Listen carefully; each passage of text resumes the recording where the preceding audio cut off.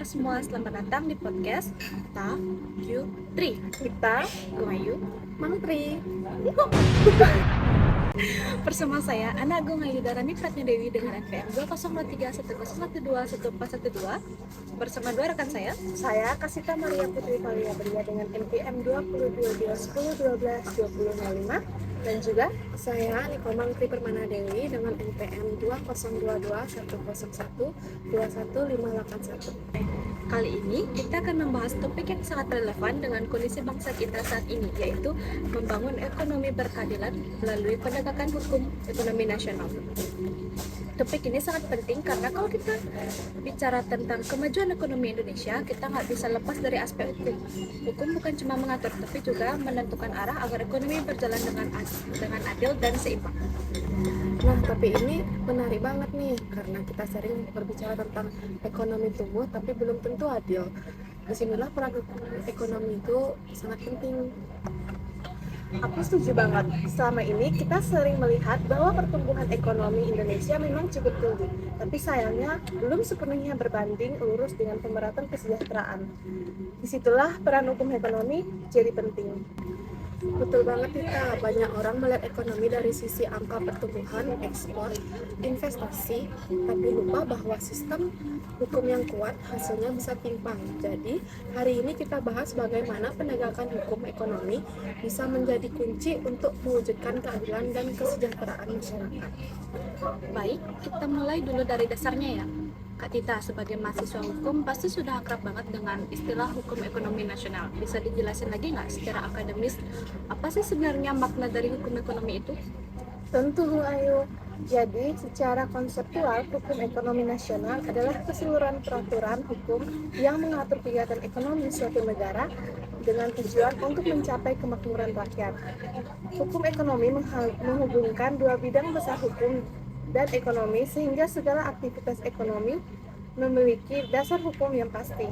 Misalnya, kegiatan investasi, perdagangan, perbankan, hingga perlindungan konsumen, semuanya diatur agar tidak ada pihak yang dirugikan.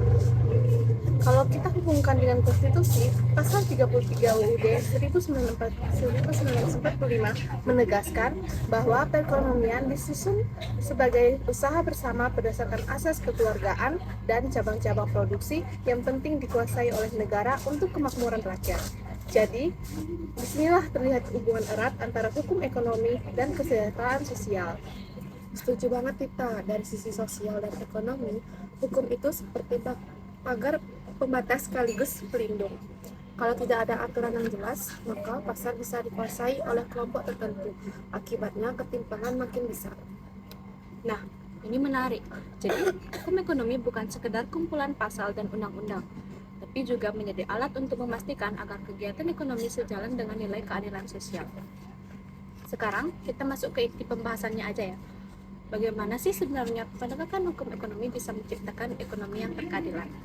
Kalau dilihat dari perannya, hukum itu memastikan agar semua pelaku ekonomi, baik perusahaan besar, menengah, maupun kecil, punya kedudukan yang sama di mata hukum. Misalnya, melalui Undang-Undang Nomor 5 Tahun 1999 tentang larangan praktek monopoli dan persaingan usaha tidak sehat. Aturan ini dibuat supaya tidak ada perusahaan yang memonopoli pasar atau menekan pelaku usaha kecil. Dengan begitu, tercipta iklim usaha yang sehat dan kompetitif. Selain itu, ada juga Undang-Undang Nomor 8 Tahun 1999 tentang perlindungan konsumen yang menjamin hak-hak masyarakat dalam kegiatan ekonomi. Jadi, hukum ekonomi tidak hanya berpihak pada pelaku usaha, tapi juga pada masyarakat sebagai pengusaha, pengguna produk, dan jasa. Nah, kalau kita lihat dari pandangan masyarakat, keberadaan hukum seperti ini penting banget. Bayangkan kalau tidak ada hukum yang tegas, maka pelaku usaha bisa seenaknya menetapkan harga, menipu konsumen, atau bahkan merusak lingkungan demi keuntungan. Kalau penegakan hukum berjalan dengan baik, maka kesejahteraan masyarakat meningkat karena hak-hak mereka terlindungi. Ekonomi bisa berkembang tanpa mengorbankan keadilan sosial. Betul Mangkri, jadi hukum berfungsi ganda mengatur sekaligus melindungi karena keadilan ekonomi itu tidak hanya soal angka pertumbuhan, tapi juga soal rasa aman dan kesetaraan kesempatan bagi semua warga negara. Jadi, sekarang kita bahas bagian yang sering jadi masalahnya ya, yaitu tantangan dalam penegakan hukum ekonomi di Indonesia. Apa saja sih tantangan utamanya? Kalau dari sisi hukum, tantangan utamanya adalah lemahnya implementasi. Banyak undang-undang sudah dibuat, tapi penegaknya sering tidak konsisten. Misalnya nih, kasus korupsi dalam proyek ekonomi atau pelanggaran prinsip persaingan sehat sering tidak ditindak tegas. Selain itu, koordinasi antara lembaga hukum dan lembaga ekonomi juga belum maksimal. Kadang ada yang tumpang tindih kewenangannya yang membuat penegakan hukum ekonomi berjalan lambat. Nah, kalau dari sisi sosial ekonomi, tantangannya adalah rendahnya kesadaran hukum masyarakat. Banyak pelaku usaha kecil belum paham pentingnya legalitas usaha, perlindungan hukum, atau hak mereka sebagai konsumen dan produsen. Selain itu, ketimpangan ekonomi juga bisa memperburuk situasi. Pelaku ekonomi besar sering punya akses hukum dan politik yang kuat, sementara pelaku kecil sulit memperjuangkan keadilan ketika terjadi pelanggaran. Nah, itu poin pentingnya Mangkri. Artinya, keadilan ekonomi tidak bisa tercapai hanya dengan regulasi, tapi juga dengan penegakan hukum yang adil, transparan, dan tidak diskriminatif. Kalau gitu, apa solusi yang bisa dilakukan agar penegakan hukum ekonomi benar-benar efektif dan berpihak pada kesejahteraan rakyat? Pertama, perlu penguatan lembaga penegak hukum di bidang ekonomi, seperti KPPU, Komisi Pengawas Persaingan Usaha, dan OJK, Otoritas Jasa Keuangan. Yang kedua, pembaruan regulasi juga penting agar hukum bisa menyesuaikan diri dengan perkembangan zaman seperti ekonomi digital dan e-commerce semakin kompleks. Kalau dari sisi sosialnya, perlu dilakukan pendidikan hukum ekonomi. Masyarakat harus paham hak dan kewajibannya dalam kegiatan ekonomi. Dengan begitu, masyarakat tidak hanya jadi objek tapi juga subjek yang sadar hukum. Selain itu, perlu sinergi antara pemerintah, akademisi, dan sektor swasta dalam menciptakan kebijakan ekonomi yang adil. Karena hukum tanpa dukungan moral dan sosial juga tidak akan berjalan dengan efektif. Setuju banget.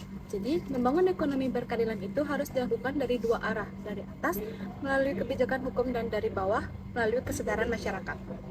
Wah, jadi pembahasan hari ini luar biasa ya dan kritis banget.